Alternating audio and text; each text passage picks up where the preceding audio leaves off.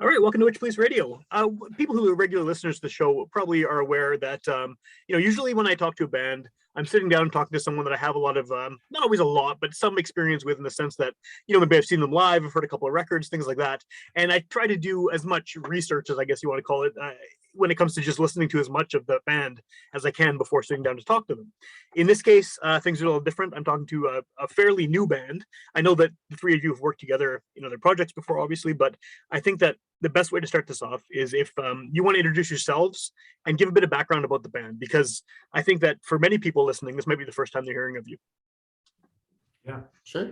yeah, sure. I'm Corbin Petoskey. I play guitar and bass and sing in this band. Help out with the writing as well. Yeah, I'll let you. Sure. My name's Lucas Sater, and I play the drums. I've been on the music scene here in the city for the past 16 years or so. I put out a few different albums over the years, including my own album, which was a jazz album back in 2012. I have that album. Oh, really? I have the CD. It's a good CD. Yeah. Thank you so much for that. So it's hard to believe that it'll be 10 years this year since I put out that album. So so over the years I've been involved in lots of different projects, and the guys and I were in a band before, Giant Skellies, about three or 4 years ago, and now Visiting is our newest project. Cool. I'm Ryan Roberts. I'm originally from the States. I've lived here nearly a decade, and played with these guys. Corbin's my brother-in-law. We're married to sisters. Yeah. And we've been writing together ever since I moved here. That was kind of one of the things that needed to be in place before I did move to Winnipeg.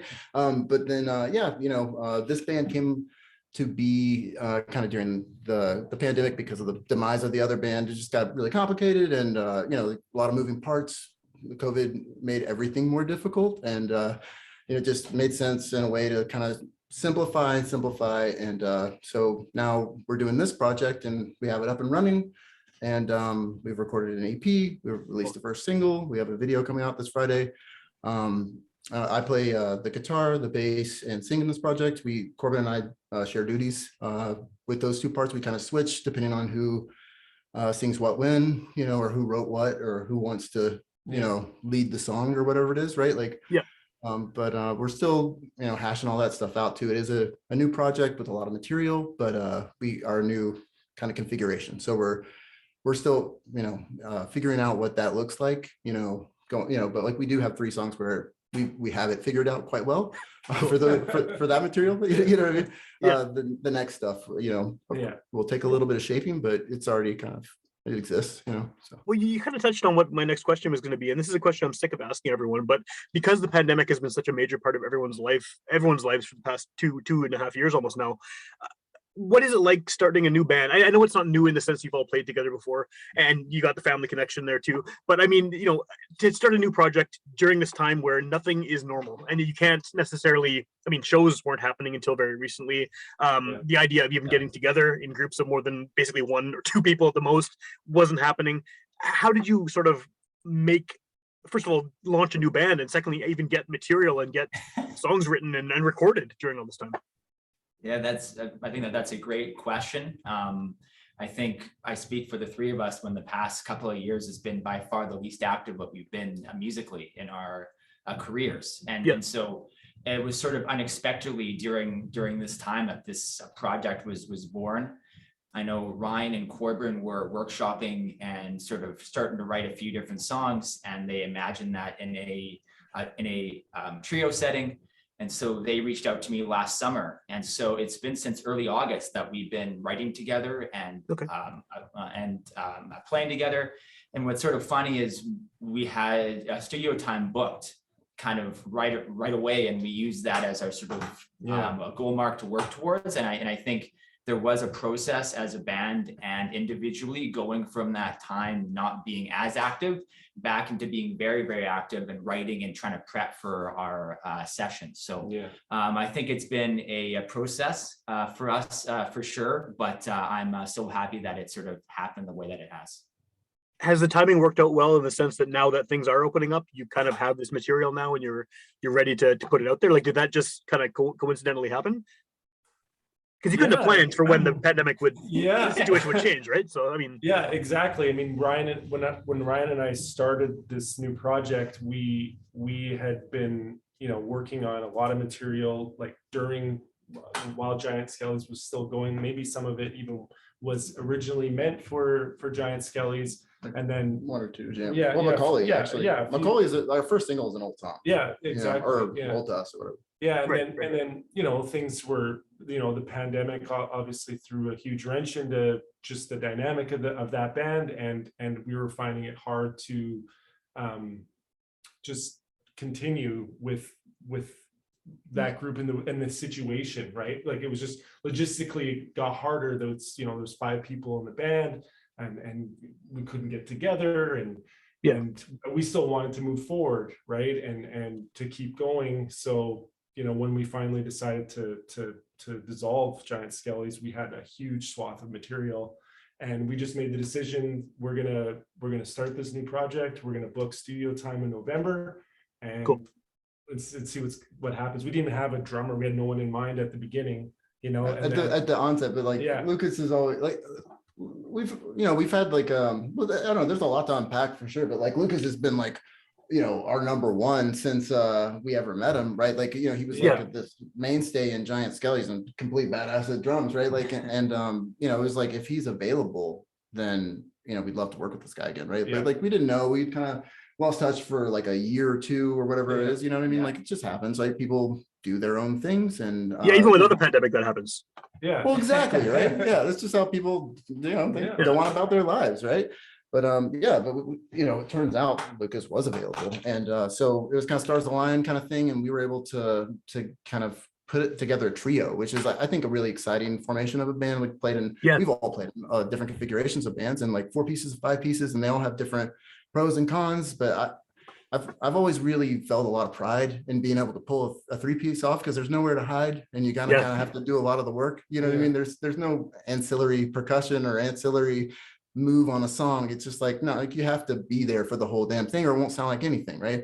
And so I don't know. It's been a really exciting stage and project. Like, this is just like, it's another permutation of work that we've done previously, but then also we have new material that we're writing based on it. It's been great, actually. It's like all this stuff is starting to COVID is letting up here and there. We're able to, we're in our own bubbles, right? So like, we can spend time with each other now, depending on like whether COVID is rampant currently or not, right? Then we do our testing and we make sure, and whatever, we can make it work at this point. With this smaller group, it's a little bit more difficult, the more people you add. Of course, yeah. Well, just to use Giant Skellies as a reference point, I guess. I mean, I think that a lot of people will recognize at least some of you from that group, right? So, I mean, thinking of that band, what is the major difference sonically with what you're doing now with this trio than you were doing in that other group? I mean, because that's sort of going to be a lot of people's reference point. Oh, it's the guys from Giant Skellies, right? And what is this new thing they're doing?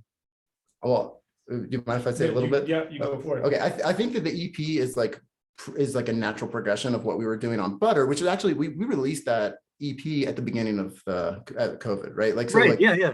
Our second EP like came out, right? Like, and then we were just like, we can't support it. Like, we weren't set up to do like a digital presence. We didn't really spend a lot of time doing that previous to that, because what we had done is just like hit the scene, right? Like, we just like played shows, grinded out shows, like that was we enjoyed playing shows, right? Yeah. But like, there's a pivot that's required, and there's a lot of coordination to like make that actually occur in a legitimate way. But as far as like sonically, how is this band different? I like the song styles and stuff like that. I think that it is a natural outgrowth from where we were, but like, there's a lot of different like genre backgrounds genres in our backgrounds, like individually. But there was already, right? Like that was something that's true. Existed beforehand as well. I think it's less indie. It's more just like alternative. Like, what I remember of like 90s emo and like 90s alternative, 90s post-hardcore. Like, I'm a hardcore. I grew up in the hardcore scene in Atlanta, right? Like, and then punk and then whatever, right? But like, I like a lot of the post-hardcore stuff, a lot of the post-punk stuff, a lot of like, that kind of stuff, like just riffs on classic standard forms, but like that take it in a different direction, who knows how unique it is, but like I think that like there may be atypical formations of songs, right? Like, or maybe the representation is like more in like a post-punk way, or maybe Sure. instead of like a 2000s era indie thing or whatever, right? Like but I don't know how you classify it, depends on like your own experience with music and like what it sounds like to you, and Of like course, what, yeah. so I'm not sure, but like I don't Well, know. I'm glad you clarified a bit though. Sorry, I was just gonna say it before you say something there. When you said alternative, I was like, oh no, that is the most The death knell, the most unfathomable word. generic- Like, what does it mean, right? It Alternative means is nothing that- anymore. So okay, I'm glad it you means went. nothing. Yeah, yeah. Right. Sorry, what were you gonna say though?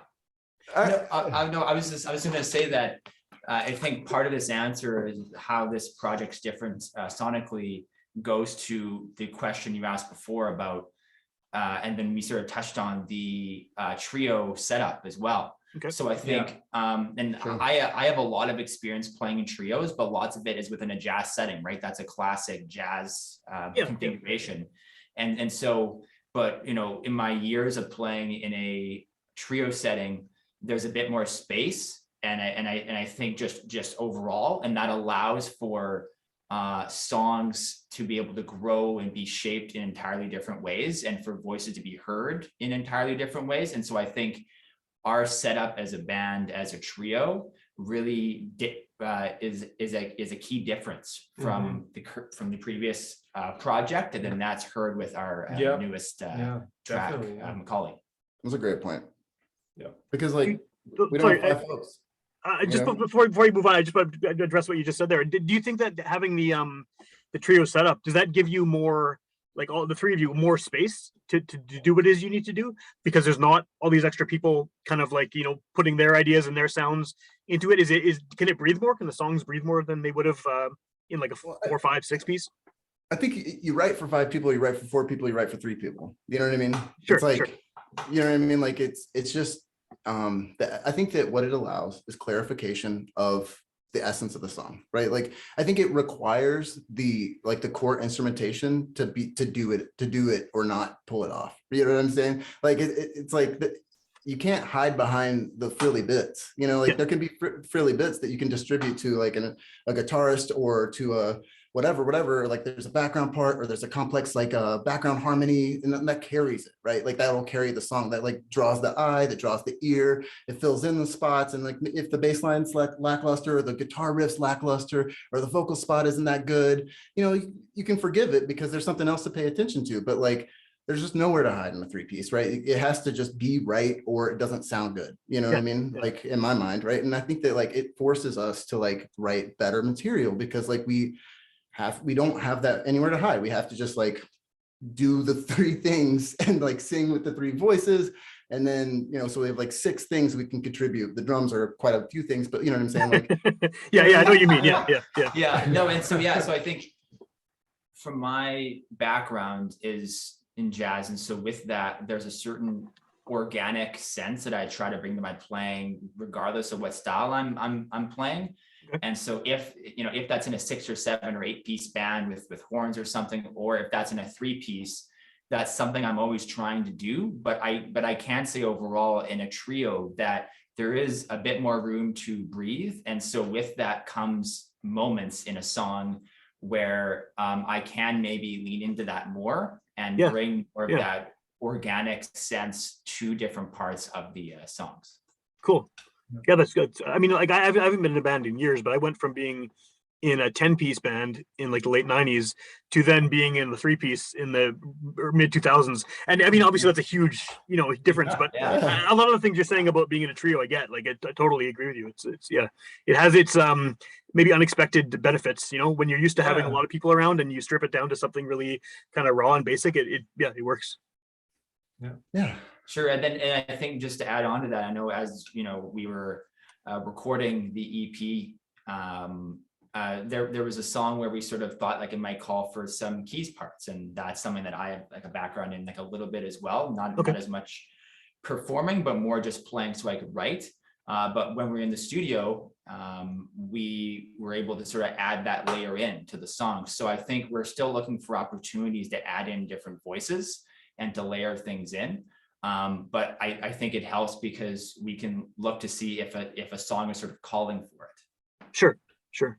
Is the goal to be able to pull these off live the way they are on the record too? I mean, I imagine that's probably part of it. Obviously, if you have a Yeah. keys player, you're playing keys on the record, you can't do that and play drums at the same time. But I mean, I imagine Yes. for the most part, these songs are songs that will work in a live, just review setting without having to Yeah. bring in Yeah, extra people or whatever. we wrote them that way. We've performed them that way.